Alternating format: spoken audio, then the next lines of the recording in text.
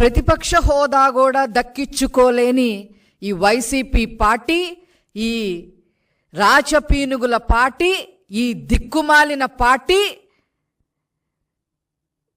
ప్రజలు చీకొట్టినా కూడా ఈరోజు వరదలొచ్చి విజయవాడ తదితర ప్రాంతాలన్నీ నీట మునిగి ప్రజలు అల్లాడుతుంటే ఇలాంటి సమయంలో చేతనైతే సహాయ చర్యలు చేయాల్సింది పోయి బురద రాజకీయాలు చేయడానికి తెగబడ్డారు. ఇదేనా మీ సంస్కృతి జగన్మోహన్ రెడ్డి? మీరు సబ్జెక్ట్ తెలియకుండా, ఎందుకు మునిగిపోయిందో కూడా తెలియకుండా, చంద్రబాబు గారు ఎందుకు మునిగిపోయిందో పదే పదే ప్రెస్ మీట్లు పెట్టి చెబుతున్నా దాన్ని కూడా ఆలకించకుండా మీ దారి మీరు ఏదో ఒకటి మాట్లాడేసి ఎప్పుడెప్పుడు లండన్ ఫ్లైట్ ఎక్కేద్దామా అనే ఆలోచనతో ఉంటే అది ప్రజలు గమనించుకోవట్లేదా అని చెప్పి ఈ సందర్భంగా నేను అడగదలుచుకున్నా. మీతో పాటు మీ కలుపు మొక్కలు, ముఖ్యంగా రోజా, సిగ్గు ఎగ్గు లేకుండా ఆమె గురించి మాట్లాడాలంటేనే నాకే చాలా చీదరపడుతుంది. అయినా ప్రజాస్వామ్యంలో తప్పదు కాబట్టి, ప్రజలకి విషయాలన్నీ ఇంకా తెలియాలి కాబట్టి నేను ఈరోజు ఆవిడ ప్రస్తావన తీసుకొస్తా ఉన్నా. చెన్నై గెస్ట్ హౌజుల్లో కూర్చొని ఇష్టం వచ్చినట్టుగా మాట్లాడతా, ముఖ్యంగా చంద్రబాబు గారు అదేవిధంగా లోకేష్ గారి గురించి ముఖ్యంగా ఇష్టం వచ్చినట్టుగా మాట్లాడుతుంది. హైదరాబాద్లో కూర్చున్నారు అని చెప్పి మాట్లాడుతూ ఉంది. నువ్వు నగరి వదిలి వెళ్ళిపోయి చెన్నై గెస్ట్ హౌస్లో శుభ్రంగా ఎంజాయ్ చేస్తున్నావు అనే విషయం ప్రజలందరికీ తెలుసు.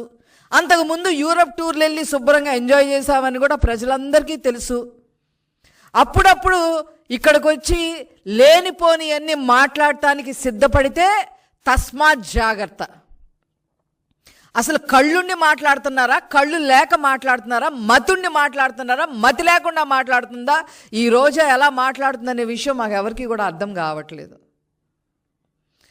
మోకాళ్ళ లోతు నీళ్లు వచ్చి ప్రజలు అల్లాడుతుంటే వాళ్ళ బాధని తన బాధగా చేసుకొని నారా చంద్రబాబు నాయుడు గారు కంటి నిండా కునుకు లేకుండా అహర్నిశలు కష్టపడుతూ ప్రజలకి నేనున్నాను అండగా అని భరోసానిస్తూ వాళ్ళకి తిండి దగ్గర నుంచి, వైద్యం దగ్గర నుంచి, సరుకుల దగ్గర నుంచి, వాళ్ళకి మానసికంగా భరోసానిచ్చే దగ్గర నుంచి, ఆ తర్వాత తీసుకోవాల్సిన చర్యలు, అక్కడ ఏదైనా ఫైర్ ఇంజిన్ ద్వారా మట్టి తీసేయడం దగ్గర నుంచి, గర్భిణీ స్త్రీలని తరలించడం దగ్గర నుంచి, చిన్న పిల్లల్ని కాపాడటం దగ్గర నుంచి,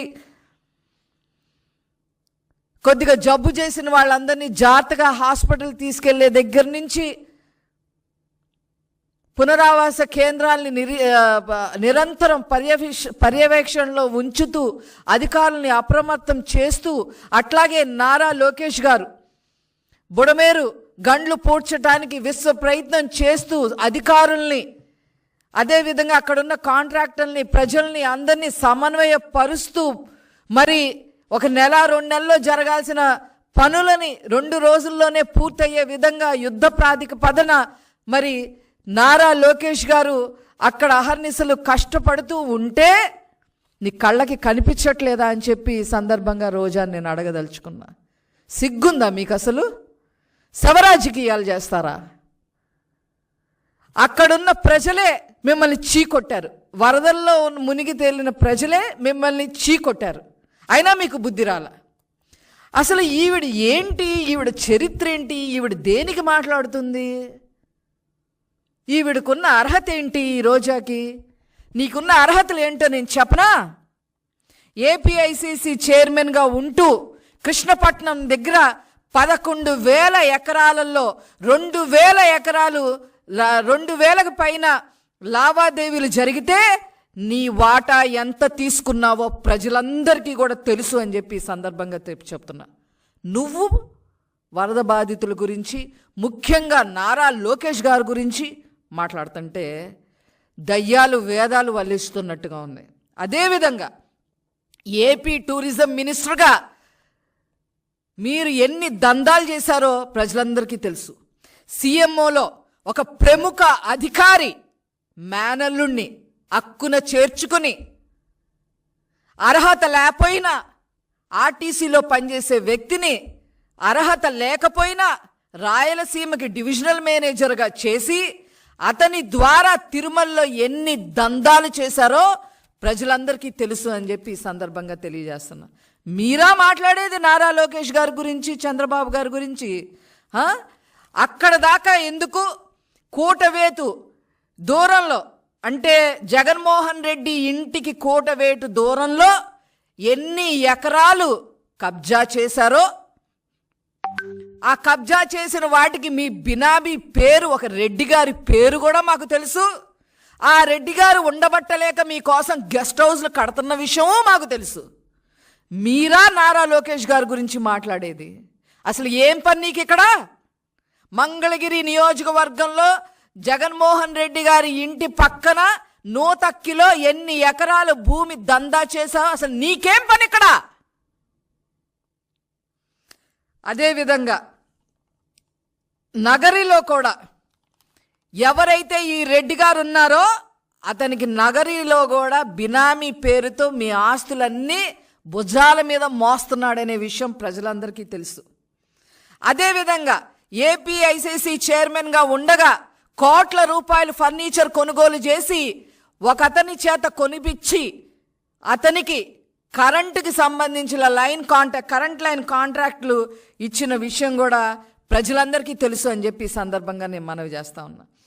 అంతేకాకుండా ఎక్కడెక్కడమ్మా ఇళ్ళు మీకు? అడయార్ దగ్గర నుంచి, చెన్నైలో అడయార్ దగ్గర నుంచి, నగరి దగ్గర నుంచి, హైదరాబాద్ దగ్గర నుంచి, బెంగళూరు దగ్గర నుంచి ఇన్ని విల్లాలు కట్టుకొని ఈరోజు ఏ విల్లాలో కూర్చొని ఈ విషయాలన్నీ మాట్లాడుతున్నావు, ఈ దిక్కుమాలిన విషయాలన్నీ మాట్లాడుతున్నావో మాకు అర్థం కావట్లా. అదేవిధంగా పోనీ ఇంటి బయట దందా చేసావు, కాన్స్టిట్యున్సీ నియోజకవర్గ బయట చేసావు అనుకుంటే సరే, చేసావు, సరే, నీ బుద్ధి అలాంటిది. నియోజకవర్గ ప్రజలనైనా ఏమన్నా వదిలిపెట్టావా? నీ అన్నదమ్ములు ఇద్దరిని పక్కన పెట్టుకొని వాళ్ళ నియోజకవర్గం మొత్తం వాళ్ళకి అప్పచెప్పి నియోజకవర్గ ప్రజల్ని, నగరీ నియోజకవర్గ ప్రజల్ని ఎంత నాశనం చేశావో అక్కడ ప్రజలను అడిగితే చెప్తా ఉంటారు. ఏ కాంట్రాక్ట్, క్వారీల దగ్గర నుంచి ఏ కాంట్రాక్టర్లు అయినా సరే మీకు కప్పం కట్టాల్సిందే. ఆ కప్పం కట్టలేక ఒక అతను హార్ట్ అటాక్ వచ్చి కూడా చనిపోయిన విషయం నీకు గుర్తులేదా రోజా అని చెప్పి ఈ సందర్భంగా నేను అడుగుతా ఉన్నా. నీకు డబ్బులు ఇవ్వలేక, లంచాలు ఇవ్వలేక, కాంట్రాక్ట్ పనులు చెయ్యలేక హార్ట్ అటాక్ వచ్చి చనిపోయిన వాళ్ళ లిస్టు కూడా మా దగ్గర ఉంది అని చెప్పి ఈ సందర్భంగా నేను తెలియజేస్తా ఉన్నా. అంతేకాదు వడమాలపేట అంజేరమ్మ కనుమ దగ్గర డీకేటీ ల్యాండ్స్